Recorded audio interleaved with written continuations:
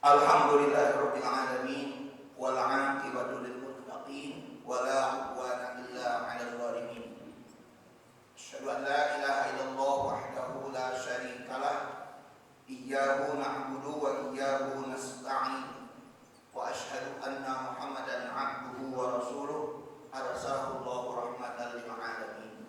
Allahumma shalli wa sallim wa barik ala hadzal nabiyil karim war rasulil azim Muhammad ibn Abdillahil amin wa ala alihi wa sahbihi hudatil mujahidin, amma ba'd. Hadirin hadirat jamaah salat subuh Masjid Al-Muhajirin rahimakumullah.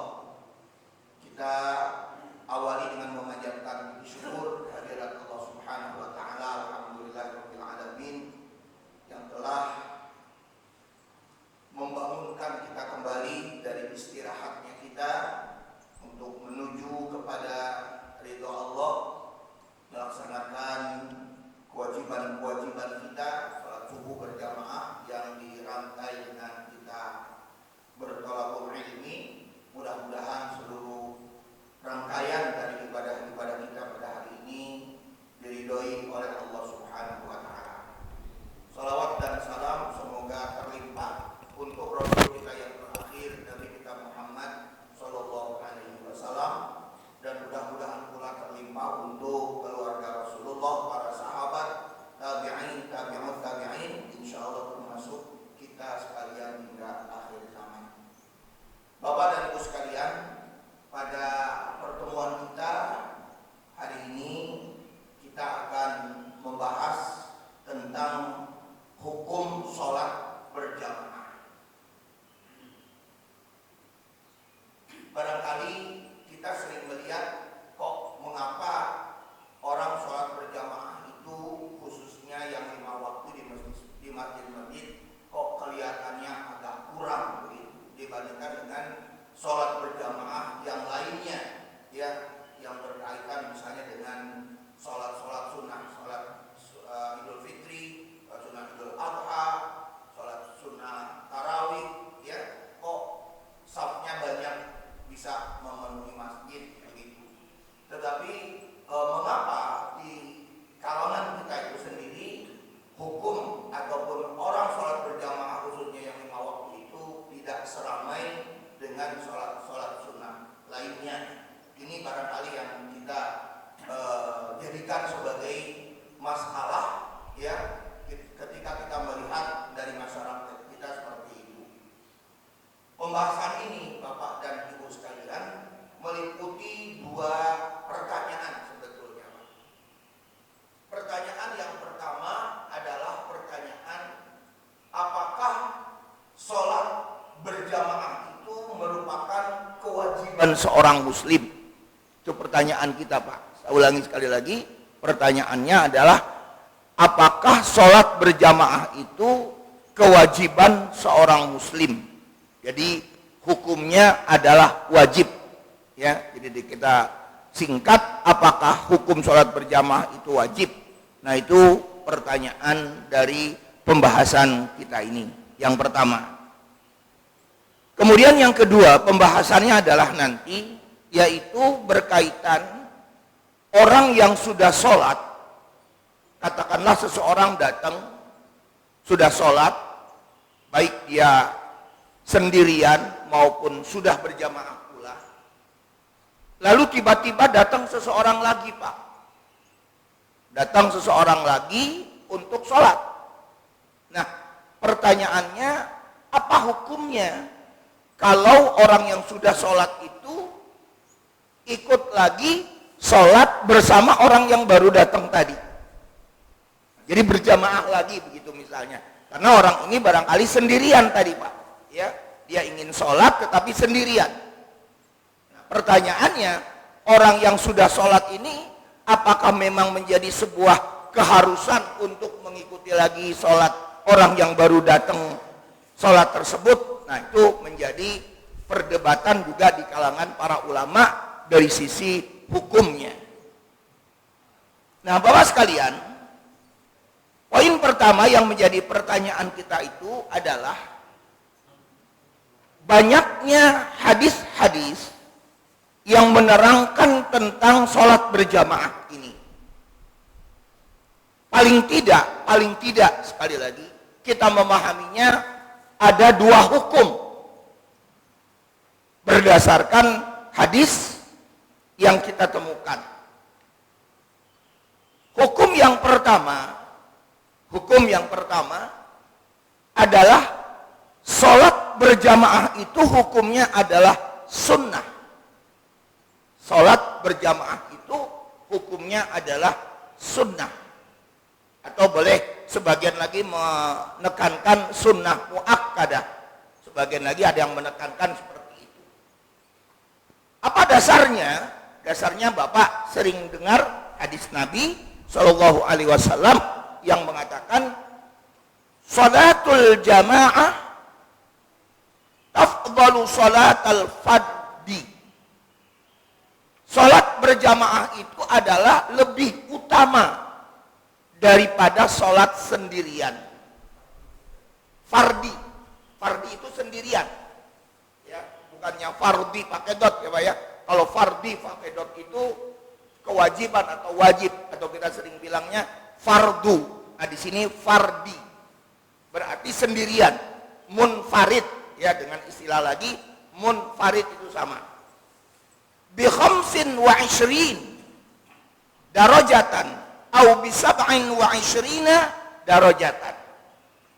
Yang nanti pahalanya itu meliputi kelipatan 25 sampai 27 kali lipat. Itu pahalanya. 20 kali lipat, 25 kali lipat sampai 27 kali lipat. Nah, jadi berdasarkan hadis ini, sekali lagi, berdasarkan hadis ini, mazhab Syafi'i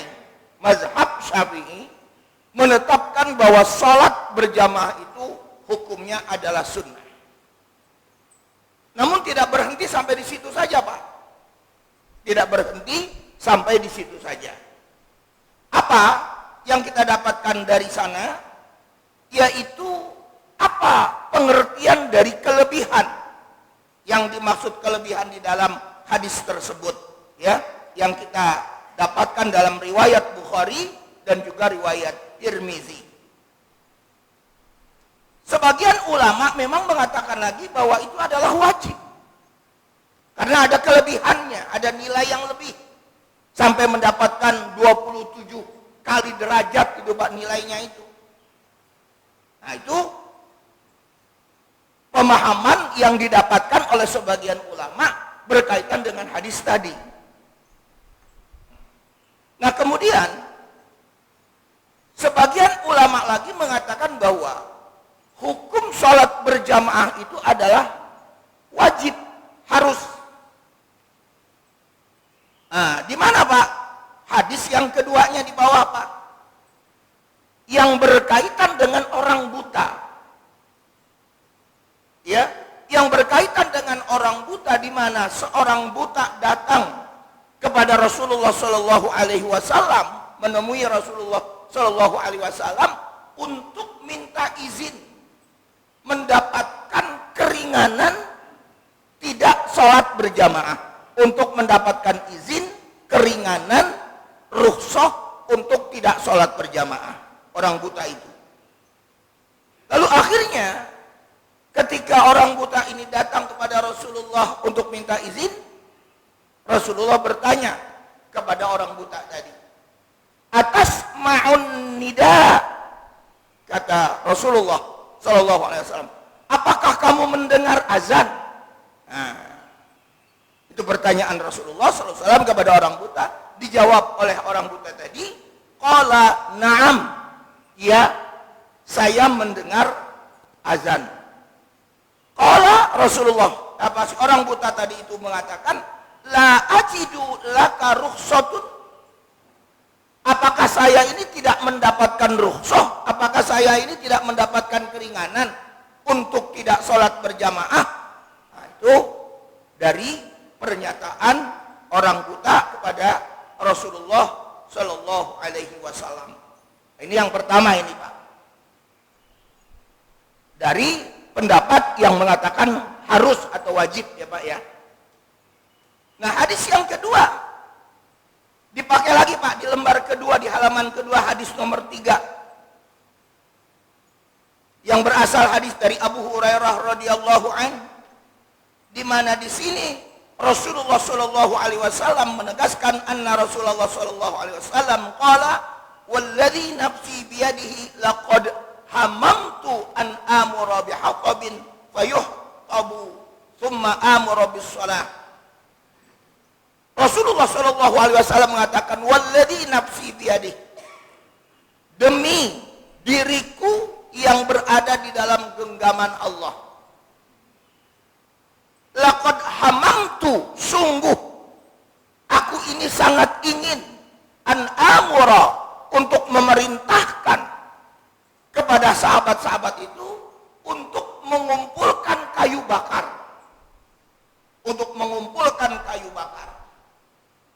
lalu ada orang yang tidak melaksanakan sholat berjamaah, maka niscaya rumahnya akan aku bakar. Ini kata Rasulullah, Pak. Jadi berdasarkan hadis ini pun sebagian ulama lagi mengatakan bahwa hukum sholat berjamaah itu adalah wajib berdasarkan hadis ini.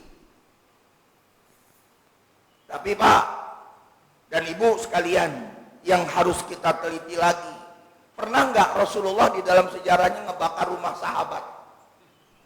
Nggak pernah. Ya, ini cuma apa? Penekanan lebih keras begitu Pak, dari sisi ancaman. Tapi prakteknya Rasulullah nggak pernah membakar rumah orang itu, membakar rumah sahabat itu yang tidak sholat berjamaah.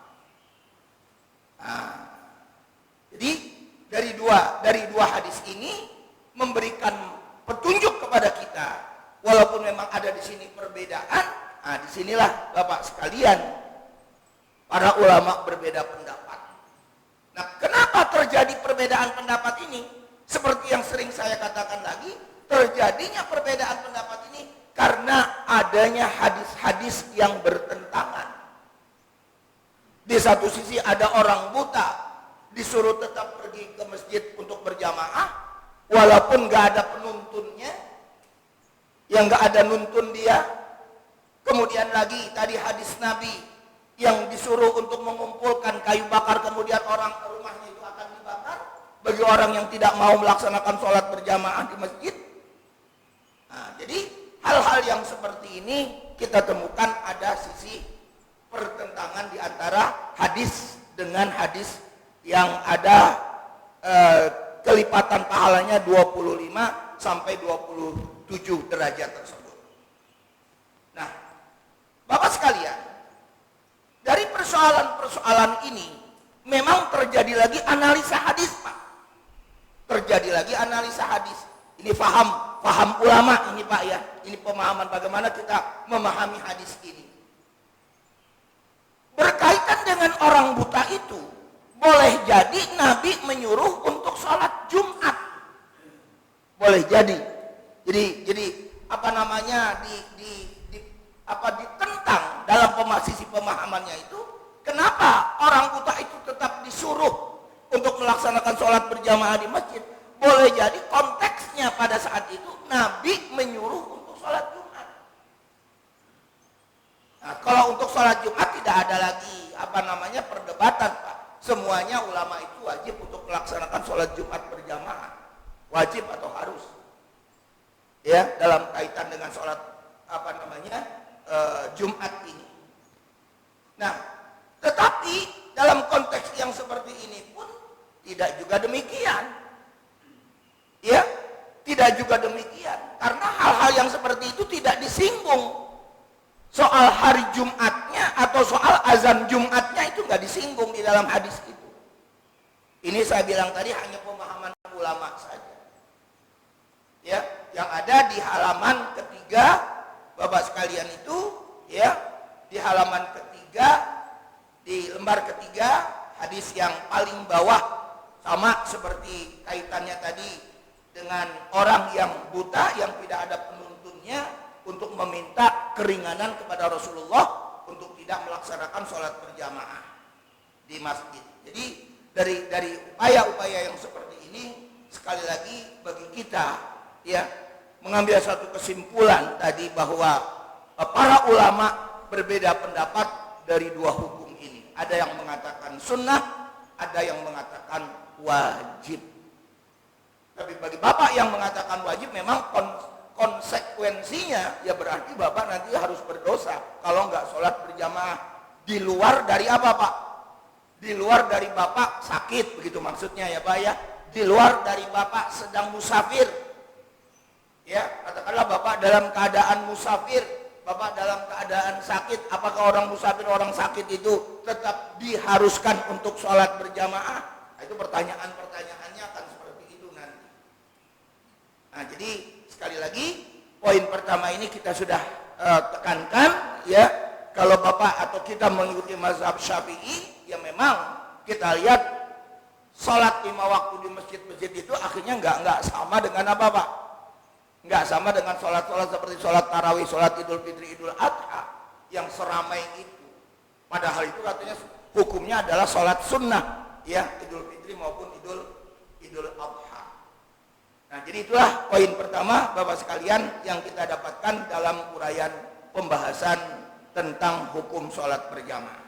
Kemudian yang kedua pak tadi, orang yang sudah sholat berjamaah di masjid atau sendirian, munfarid, ya, lalu ada orang datang masuk ke masjid dan dia juga pengen sholat.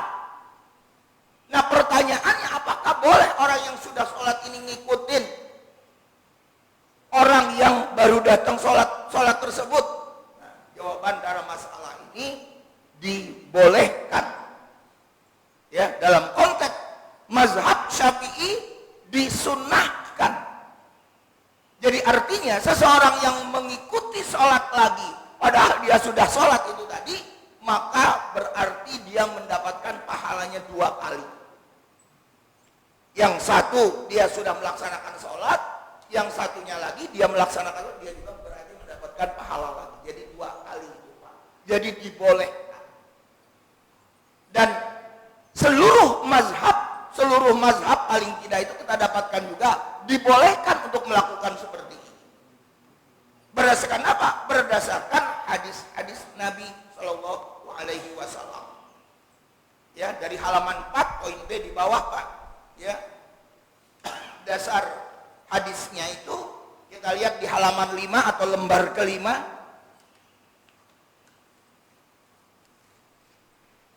Agak ke tengah dikit ke bawah pak. Mulai dari kata konsensus fuqaha dalam hal mengharuskan mengulangi sholat secara umum berdasarkan hadis Bishr bin Muhammad dari ayahnya. Ini hadisnya pak. Ya, bahkan dia di sini sebagian lagi mengatakan juga harus. Ya, bahkan imam atau dari mazhab Hanafi, ini mazhab Hanafi pak, tidak semua sholat itu dibolehkan untuk diikuti, ada pengecualiannya. Apa pengecualiannya? Sholat asar. Menurut mazhab Hanafi pak, ya, menurut mazhab Hanafi. Ya, dan juga ada lagi yang mengatakan sholat asar dan sholat maghrib. Tapi mazhab Syafi'i dalam hal ini semua yang 5 waktu itu dibolehkan, disunahkan, diikuti. Termasuk sholat subuh. Gak ada perbedaannya di situ, gak ada pengecualiannya di situ. Menurut mazhab Syafi'i sekali lagi. Nah, hadisnya kita dapatkan di lembar ke-5 tadi, agak di tengah. Nah kemudian ada juga yang mengatakan lagi pak, oh nggak boleh. Ini biasanya pak, yang mengatakan nggak boleh ini pendapat-pendapatnya di luar dari yang 4 pak, di luar dari mazhab Hanafi, Maliki, Syafi'i dan Hambali. Apa pak yang di luar dari mazhab 4 itu? Ada yang namanya mazhab Daud Zohiri. Daud Zohiri ini memang tidak begitu populer pak di kalangan umat Islam mazhabnya, karena dia pendekatannya pendekatan zohir. Apa itu zohir? Pendekatan tekstual, tidak menganalisa secara fikih. Nah, jadi pendapatnya Daud Az-Zahiri yang diteruskan oleh Ibnu Hazmin, ya, biasanya mereka mengatakan itu dasarnya adalah ada teks. Maka yang mengatakan dalam masalah ini teksnya juga jelas, hadis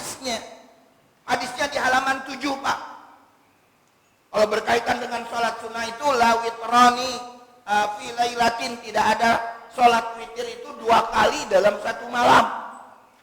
Tapi halaman ke-7, halaman 7 paling atas, la tusalli sholatan fi yaumin marratain. Janganlah kamu sholat pada hari yang sama marratain, sebanyak 2 kali. Jadi jangan kamu sholat 2 kali di hari yang sama atau dalam 1 hari. Itu nggak dibenarkan. Ya, nah jadi berdasarkan hadis ini pun pendapat Daud Zohiri itu mengatakan ya nggak boleh diulang. Ada tadi sudah sholat. Nah ini pendapatnya dari yang saya sebutkan tadi berdasarkan pendapat dari Daud Zohiri di luar dari 4 imam mazhab itu tadi. Nah Bapak sekalian, menjadi pertanyaan kita berikutnya Pak, ini menjadi pertanyaan kita berikutnya, kita perluas Pak. Kalau kita membenarkan atau mengikuti kita yang sudah sholat lalu sholat lagi, kita hanya sholat lagi Pak dengan orang yang baru datang itu, pertanyaannya Pak, kalau begitu niatnya apa? Orang yang ngikutin itu niatnya apa sebetulnya? Bapak sekalian, memang di dalam masalah ini mazhab Syafi'i berkaitan dengan niat itu ada 3 Pak ya. Berkaitan dengan niat itu ada 3. Pertama, yang kita sebut dengan istilah adaan. Yang kedua, qadaan.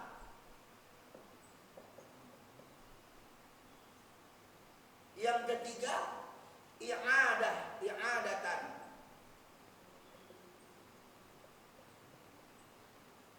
Ada 3 istilah berkaitan dengan niat seseorang dalam melaksanakan sholat.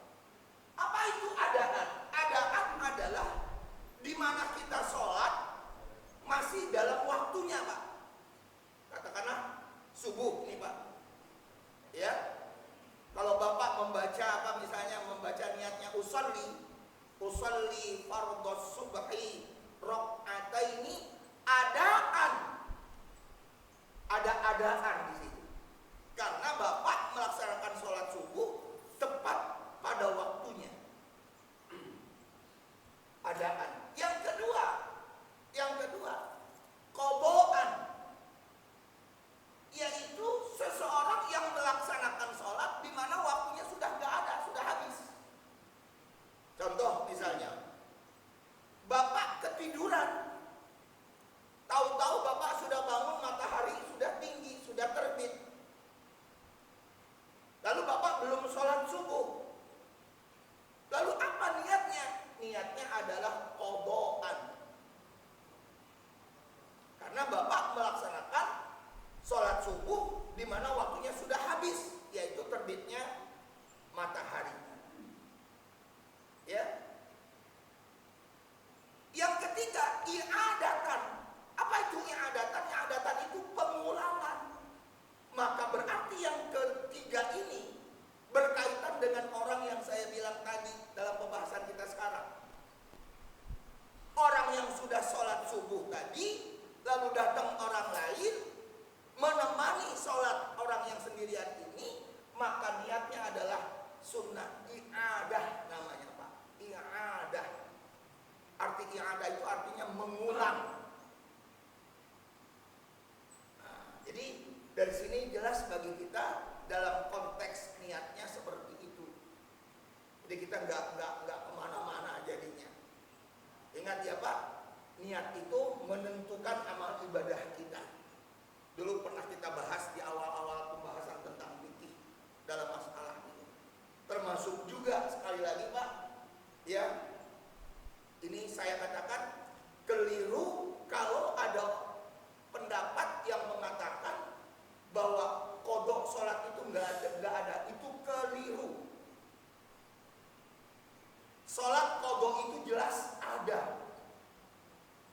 Nah, jadi kalau Bapak mendengar barangkali ada ustadz-ustadz tertentu yang mengatakan nggak ada qadha sholat, ternyata dalil-dalilnya juga banyak. Sholat qadha itu ada, kaitannya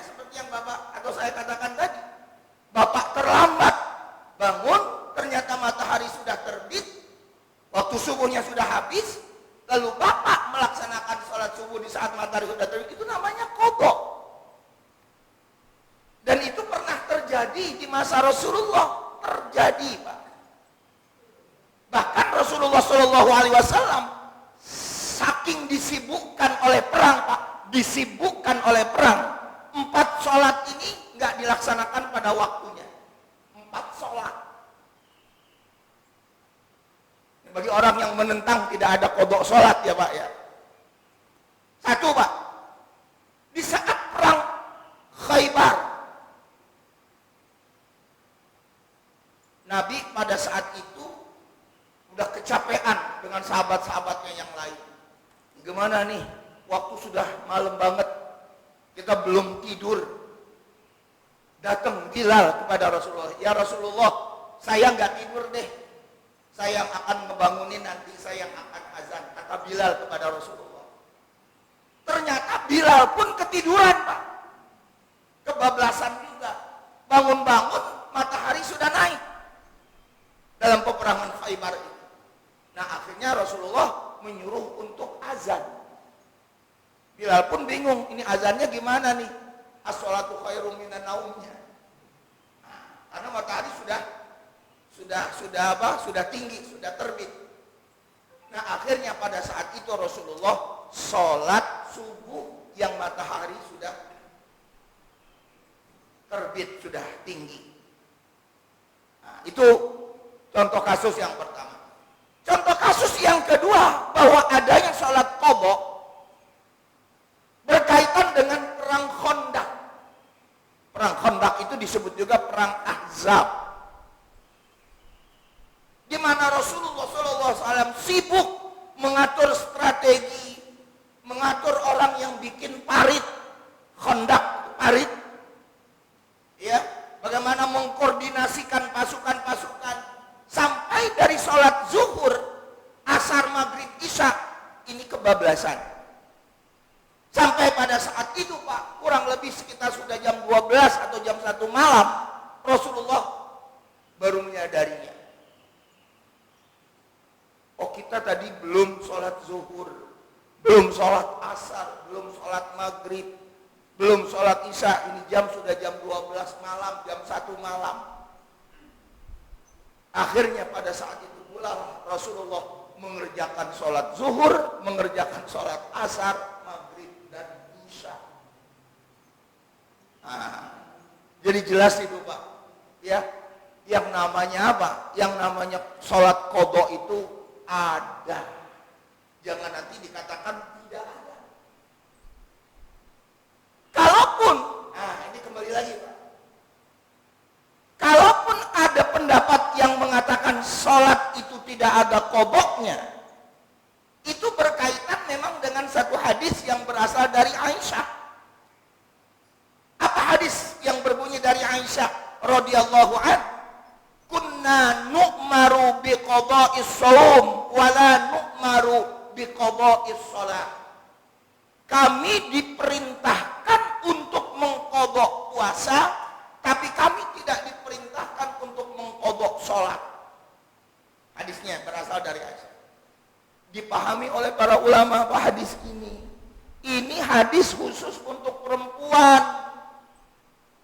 Yang namanya perempuan gak ada yang namanya qadha sholat meskipun perempuan dalam keadaan haid. Gugur gak ada harus diqadha.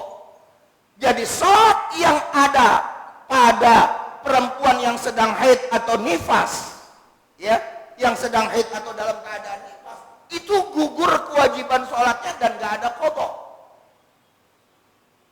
Nah, jadi konteksnya kepada Aisyah sebetulnya, kepada perempuan, bukan kepada kita laki-laki.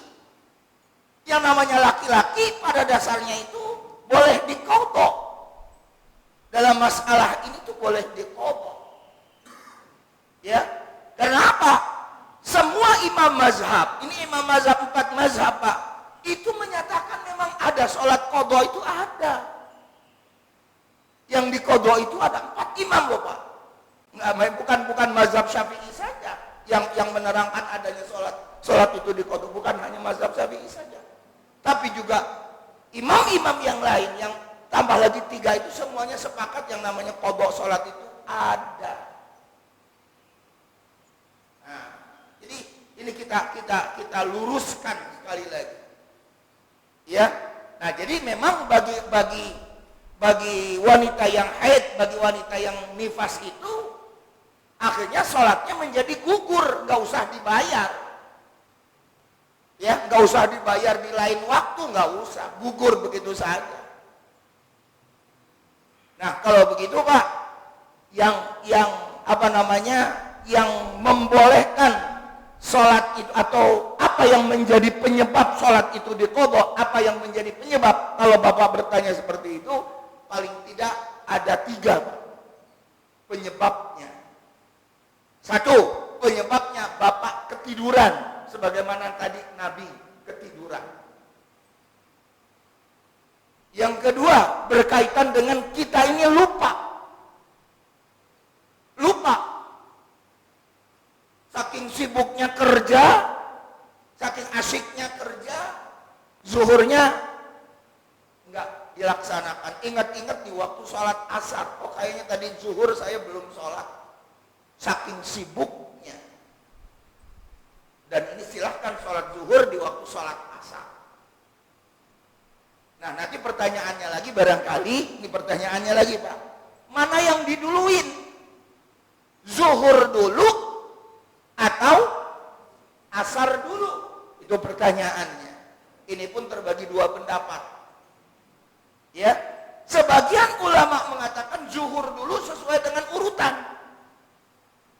Jadi zuhur dulu dilaksanakan baru asar. Begitu juga kaitannya dengan jamaknya jamak takhir, bukan jamak takdim ya Pak ya. Kalau jamak takdim nggak jadi masalah. Yang jadi masalah itu ketika kita mau melaksanakan jamaknya jamak takhir. Zuhur asar, melaksanakan sholat zuhur ada di asar. Itu namanya kan jamak takhir. Nah itu sholatnya sholat zuhur dulu urutannya, baru sholat asar. Tapi memang ada juga sebagian ulama mengatakan, oh tidak dong. Kan sekarang waktunya waktu sholat asar. Berarti asar duluan, bukannya zuhur duluan, begitu. Nah, di sini jadi perdebatan lagi. Ya dalam masalah mana yang diduluin, apakah zuhur dulu, apakah asar dulu ketika kita ingin mengqodho maupun ketika kita ingin menjamak sholat itu tadi. Ya. Nah, jadi dari situ pula lah sekali lagi kita memahami bahwa yang namanya kita katakan qodho sholat itu ada. Jadi sekali lagi ada 3 cara niat ya Pak ya dalam berkaitan dengan masalah sholat ini ya. Jadi yang pertama disebut dengan istilah adaan. Adaan itu apa pengertiannya? Adaan itu pengertiannya waktunya masih ada. Kita melaksanakan sholat di mana waktunya masih ada. Qodhoan di mana kita melaksanakan sholat waktunya sudah habis. Ya. Dan yang ketiga i'adatan artinya mengulang seperti apa yang terjadi yang saya sampaikan tadi dalam hadis ini. Di mana disilakan bagi kita juga yang mau ikut sholat bersama orang yang datang sendirian itu mau sholat masuk ke dalam masjid. Silakan Pak, kita buka diskusi Pak. Pakai mic Pak biar kedengaran. Assalamualaikum Ustaz. Waalaikumsalam warahmatullahi. Sangat mendetail uraian Ustaz dan sangat dibutuhkan uraian ini bagi jamaah. Begini Ustaz, seperti tadi yang dikatakan Ustaz bahwa ada seorang datang sholat, orang yang sebelumnya sudah selesai sholat, dia mau bergabung sholat yang baru datang. Maksudnya itu boleh bagi orang yang sudah selesai sholat untuk bergabung, itu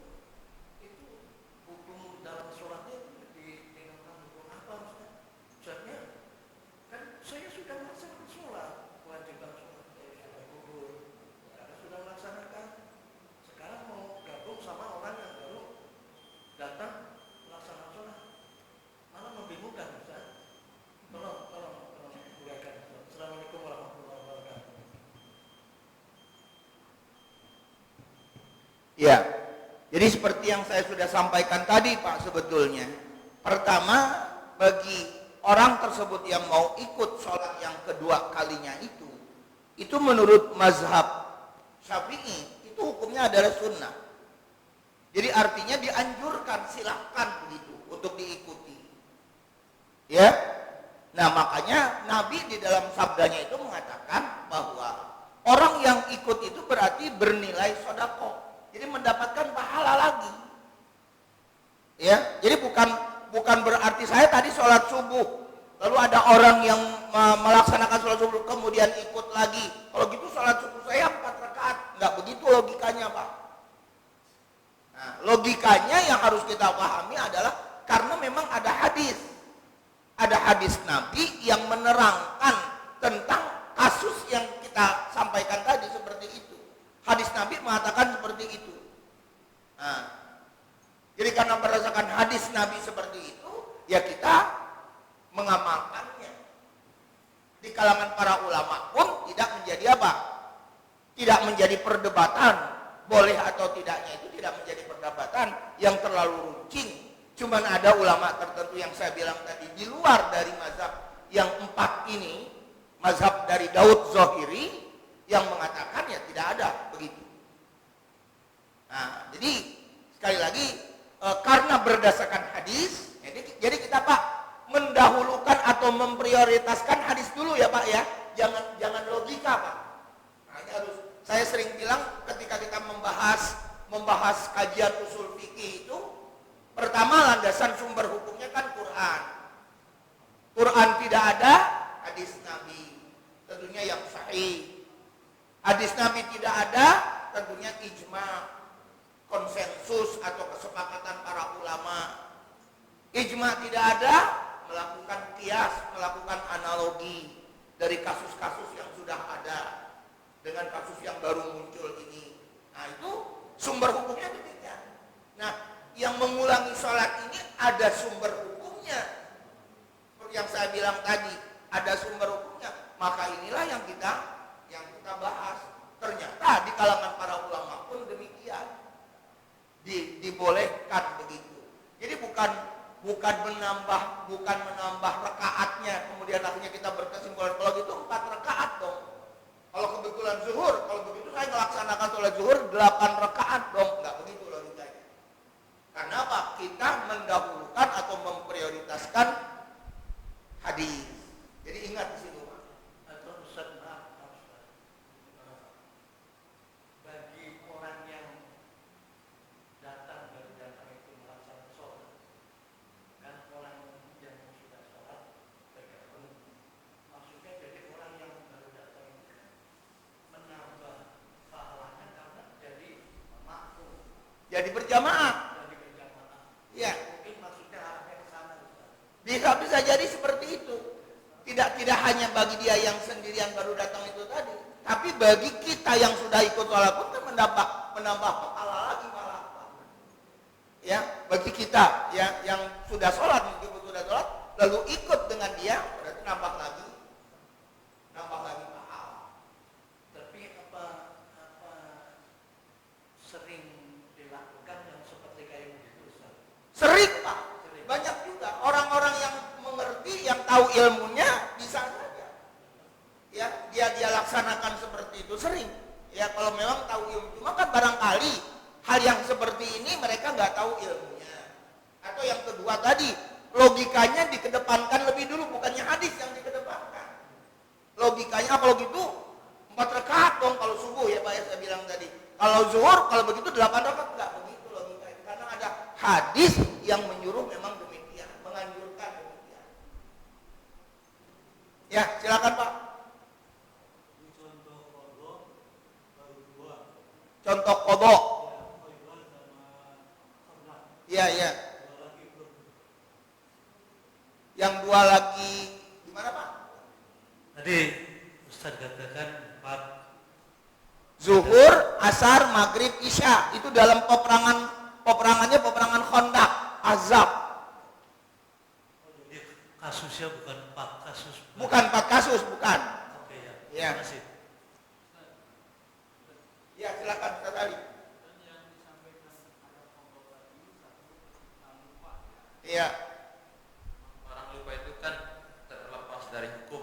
Ya. lupa yang tidur anak kecil. Nah, kemudian ketika dia bangun maka kena wajib sholatnya. Ya. Maka disampaikan ada yang bilang qadha, memang ada yang bilang kewajibannya saat dia bangun gitu kan. Nah, kemudian bagaimana orang yang sengaja meninggalkan sholat? Artinya bukan karena udzur tadi, bukan karena tidur, apakah ada qadha baginya atau bagaimana?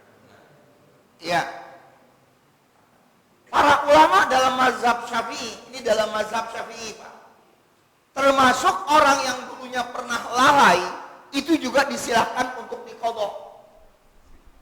Bapak misalnya dulu nih, dari mulai tumbuh dewasa, katakanlah usia-usia 17, 18 tahun misalnya. Ya, di situ Bapak sering sholatnya kadang-kadang begitu. Akhirnya menjadi lalai, menjadi tidak peduli dengan perintah sholat. Apakah hal ini juga diqadha? Jawabannya ya. Jadi tidak hanya termasuk lupa, ketiduran, dan perang tadi Pak. 3 alasan itu Pak. Mengapa sholat itu diqadha? Alasannya 3. Lupa, tertidur, dan perang. Nah, sebagian ulama yang mengatakan bahwa lalai pun juga harus diqadha, berasumsi berdasarkan logika Pak. Tentu logika juga ini berdasarkan hadis. Apa hadisnya Pak? Awwalu ma yuhasabu bihil abdu as-shalat. Yang pertama kali dihisab, dihitung oleh Allah kelak di hari kiamat, yaumul qiyamah, as-shalah, salatnya. Idza shaluhat shaluha sairu amali wa idza fasadat fasada sairu amali. Apabila salatnya baik, maka baik pula lah semua perbuatannya. Dan apabila salatnya rusak, maka rusaklah semua perbuatannya. Jadi berdasarkan hadis ini, para ulama mengatakan disitulah letak urgensinya salat. Salat itu penting, sangat penting, karena dia akan mempengaruhi dari semua perbuatan-perbuatan kita ketika kita nanti dihisab oleh Allah. Nah makanya berdasarkan hadis ini, orang yang pernah lalai pun disilakan untuk mengqadha. Nah sekarang pertanyaannya, kalau kita sudah simpulkan seperti itu, bagaimana cara mengqadhanya? Caranya, para ulama mengatakan cara mengqadha sholat itu dilakukan berarti, ini yang lalai-lalai Pak ya, yang dulu lalai-lalai ya, setelah sholat tersebut dilaksanakan. Katakanlah subuh Pak, subuh ini kita sudah sholat tadi, assalamualaikum, assalamualaikum, zikir sebentar, bla bla bla bla bla, berzikir, langsung sholat qadha lagi subuh dengan niat qadha itu tadi, niatnya qadhaan. Jadi usolli fardhu subhi rakaataini qadhaan, bukan adaan. Yang kedua, yang pertamanya adaan. Nah, jadi seperti itu ya dalam masalah ini. Jadi berdasarkan hadis yang kita kemukakan tadi, betapa urgennya sholat, maka sholat itu tidak boleh ditinggal sedikit pun. Sangat penting sekali sholat itu buat kita, karena dia akan mempengaruhi amal-amal kita di saat di dunia, dan Allah akan menghisab kita seperti demikian. Dan para ulama sekali lagi semua sepakat, walaupun ada, kembali lagi kalau Bapak lagi dengar nanti, nggak usah diqadha deh, taubat saja. Ada tuh ustadz yang bilang kayak gitu. Kalau ada ustadz yang bilang kayak begitu, dia mengacu kepada pendapatnya Daud Zohiri yang tekstual. Dan dia nggak menemukan hadis yang saya katakan berkaitan dengan Aisyah itu tadi, dan hadis-hadis yang lain seperti hadis tentang apa di saat perang Khaybar dan perang Khandaq, itu nggak ditemukan oleh siapa ini, oleh mazhabnya Daud Zohiri, di luar dari yang 4 mazhab. Jadi seperti itu. Jadi kalau Bapak barangkali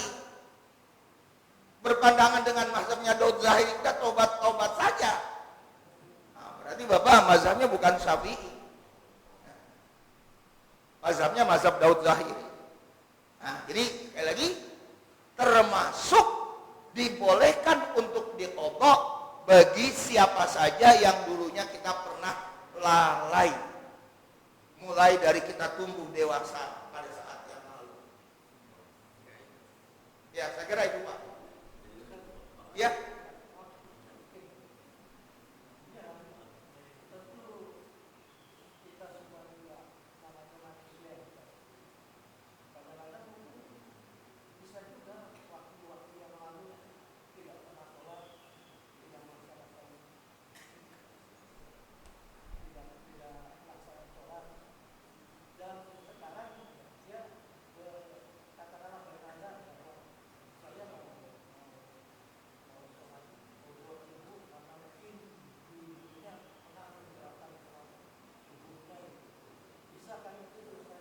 Tapi jangan ada istilah bernazar Pak. Jangan ditambah-tambahin. Udah sholat aja udah Pak. Sholat untuk sholat qadha yang dulu-dulu. Iya, yang dimana dulu kita juga nggak tahu jumlahnya berapa. Berapa kali, berapa jumlahnya, wallahu a'lam. Ya kita niatkan seperti ini, yang penting ada niat untuk qadha, niatnya. Sedikit. Ya, maka. Assalamualaikum warahmatullahi wabarakatuh. Waalaikumsalam. Saya pernah membaca sebuah hadis yang awalnya sama seperti Ustaz tadi sampaikan, inna awwal ma yuhasabu bil abdu min a'malihi as-shalah. Yang pertama kali dihisab amal manusia itu adalah salat. Yaqulu rabbuna lil malaika, Allah berfirman kepada malaikatnya, wa huwa a'lam, dan Allah Maha Tahu. Undur fi sholati abdi, coba lihat salat hamba itu atammaha am naqasaha. Sempurna apa kurang salatnya itu? Fa in kanat tamatan, seandainya sempurna, kutibat lahu tamatan. Maka catat salatnya dalam keadaan sempurna dan diangkat, dilaporkan kepada Allah. Kemudian wa in kanat taqassabin hasyai'an, ternyata salatnya itu banyak jeleknya, ditinggalkan, kemudian tidak khusyuk, taharahnya tidak benar, maka Allah berfirman, hal di abdi minta tahu, apakah bagi hambaku ada sholat sunnahnya? Maka malaikat menjawab, ada sholat sunnahnya. Fa in kanat tatawwu'un, seandainya ada sholat sunnahnya, atimmu faridatuhu min tatawwu'ihi, sempurnakan kekurangan yang ada pada wajib dengan sholat sunnah. Jadi sunnatu khadul a'mal ala bidali, demikianlah setiap amal disempurnakan. Apakah hadis ini menyatakan bahwa kekurangan-kekurangan di dalam sholat itu bisa ditambah dengan sholat sunnah, atau tetap berlaku qadha di dalam sholat tadi? Terima kasih. Ya, ini pemahaman lagi para ulama ya Pak ya. Kalau Bapak ada kekhawatiran tentang ketidaksempurnaan sholat, kekhusyuan, kurang, itu bukan berarti Bapak tidak melaksanakan sholat. Sebetulnya sholatnya sudah. Jadi bagi kita yang khawatir sholatnya nggak sempurna pada tahun-tahun yang lalu, yang khawatir ya Pak, ada kekhawatiran, maka dalam masalah ini tidak perlu qadha.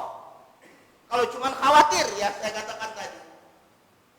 Jadi qadha itu dilakukan yang sama sekali kita menyadari beberapa tahun yang lalu itu kita nggak sholat. Makanya orang-orang yang seperti begitu istilahnya berlebihan kalau sampai ada kekhawatiran dia nggak khusyuk atau kurang khusyuk kemudian dia qadha, itu nggak tepat Pak. Nah, jadi pemahamannya adalah pemahaman yang sama sekali tidak sholat, bukan yang tidak khusyuk. Itu pemahamannya begitu juga di kalangan para ulama mazhab Syafi'i. Nah sehingga bagi kita hal-hal yang kurang itu tadi, yang kurang sempurna dalam arti ya Pak ya, bukan yang tidak melaksanakan, ditambah dengan apa? Ditambah dengan sholat-sholat sunnah. Jadi yang tidak sempurna ini ditambah dengan sholat-sholat sunnah, berkaitan dengan sholat-sholat sunnah rawatib. Yang qobliyah ba'diyahnya itu. Nah, jadi di situ penekanan-penekanannya. Tapi tidak, sekali lagi, kekhawatiran adanya ketidakkhusyuan, bukan seperti itu alasan untuk qadha itu tadi. Makanya yang saya bilang tadi, paling tidak itu 3 sebab yang menjadikan seseorang itu melaksanakan sholat itu di qadha. 1 berkaitan dengan lupa. Lupa kan berarti nggak sholat sama sekali. Tertidur juga sama, berkaitan dengan sama sekali nggak sholat. 1 lagi adalah dalam keadaan perang yang disibukkan oleh peperangan itu tadi, sehingga akhirnya Nabi nggak sholat. Nah, tapi menjelang akhir-akhir waktu di tengah malam baru Nabi melaksanakannya. Nah, makanya di situ dikatakan ini orang-orang Yahudi, orang-orang musyrik Mekah ini telah menyibukkan kami. Syaghalatna syughul, telah menyibukkan kami. Kata-kata Nabi pada dalam teks redaksi hadis tersebut dikatakan demikian. Ya. Nah, jadi dari situlah sekali lagi adanya sholat qadha itu sekali lagi 3 alasan, 3 sebab. Sebab tertidur, sebab lupa, dan sebab perang. Nah, berkaitan tadi dengan perempuan yang haid, yang nifas, tidak perlu diqadha karena sudah gugur di situ. Nah, istilahnya gugur bagi perempuan yang sedang haid, bagi perempuan yang sedang nifas. Jangan nanti dikatakan, oh saya dulu nifas atau haid sekian hari nggak sholat, lalu saya sekarang sudah nggak haid, sudah menopause misalnya, saya qadha. Nggak ada, Bu. Ya, pendapat itu nggak ada. Jadi otomatis ibu sudah mendapatkan gugurnya perintah. Ya, saya kira itu, Pak. Baik, demikian. Mudah-mudahan sekali lagi ada manfaatnya. Kita sudahi dengan subhanakallahumma wa bihamdika, asyhadu an la ilaha illa anta, astaghfiruka wa atubu ilaik. Assalamualaikum warahmatullahi wabarakatuh.